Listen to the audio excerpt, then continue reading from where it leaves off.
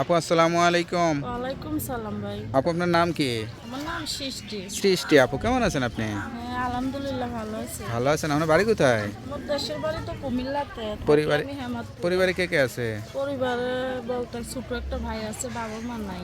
আপনি কি করেন? আমি সেলাই মেশিনের কাজ করি। বয়স কত আপনার? তো বয়স 19। লেখাপড়া করছিলেন? ওই লেখাপড়া অল্প করছিলাম, হ্যাঁ। তারপরে সুযোগ হয় নাই। বাবা মা মারা যাওয়ার পরে আর করি নাই। ছোট ভাইটারে মাদ্রাসায় ভর্তি করছি, হ্যাঁ। এইভাবেই আছে।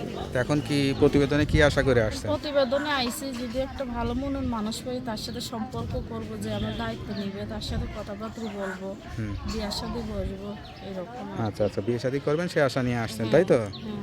আচ্ছা আচ্ছা। তো এই যে অনলাইনের মাধ্যমে নিজের বিয়ের জন্য নিজে আসছেন, তা আসলে এইখানে তো সব ইয়াং মানুষরা বিয়ে করতে চায় না, অনেক বয়স্ক মানুষরা বিয়ে করতে চায়, অনেকের বউ মারা যায় বা চলে যায়, সেরকম কাউকে করবেন? আমার কথা হইলো কি, অনলাইনে আইসি যদি দেখি মনের মতো একটা মানুষ পেয়ে, সে যেই রকমই হোক, বুড়া হোক জনক, এটা আমার দেখার বিষয় না। ব্যবহার চরিত্র ভালো থাকলে, যে দুই বেলা দুই মুঠো ডাল ভাত খাওয়াতে পারবে, তার সাথেই আমি কথা বলবো, তার সাথেই সম্পর্ক করবো।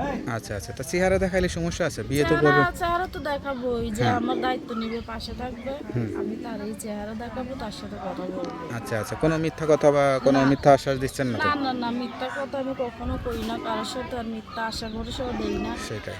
যে আমার পাশে থাকবে আর কি, দায়িত্ব নিবে, আমি তার সাথে সম্পর্ক করব, তার সাথে কথা বলবো। আচ্ছা আচ্ছা, তো আপনার সঙ্গে কিভাবে যোগাযোগ করবে? আমার ফোন নাম্বার আছে, এটা নিলে আমি কথা বলবো। নাম্বারটা মুখস্থ আছে?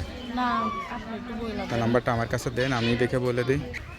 হ্যালো বিয়ার, শুনলেন একটা অসহায় দারিদ্র পরিবারের মেয়ের জীবন গল্প। কেউ যদি সত্যিকার অর্থে ভালোবেসে দায়িত্ব নিতে চান, বিয়ে শাদী করতে চান, তারা তার এই নাম্বারে যোগাযোগ করবেন। আপনার নাম্বারটি হচ্ছে 01304705556 নাম্বারটা খোলা থাকে তো? হ্যাঁ, সবসময় খোলা থাকে। যাক, নাম্বারটা খোলা রাখবেন, আর অবশ্যই 5 ওয়াক্ত নামাজ কালাম পড়ে আল্লাহর কাছে চাইবেন, আলহামদুলিল্লাহ, নামাজ আল্লাহ আপনার পড়ি। মনে আশা পূরণ করে দেবে। তো ভালো থাকেন, আসসালামু আলাইকুম। ওয়ালাইকুম সালাম।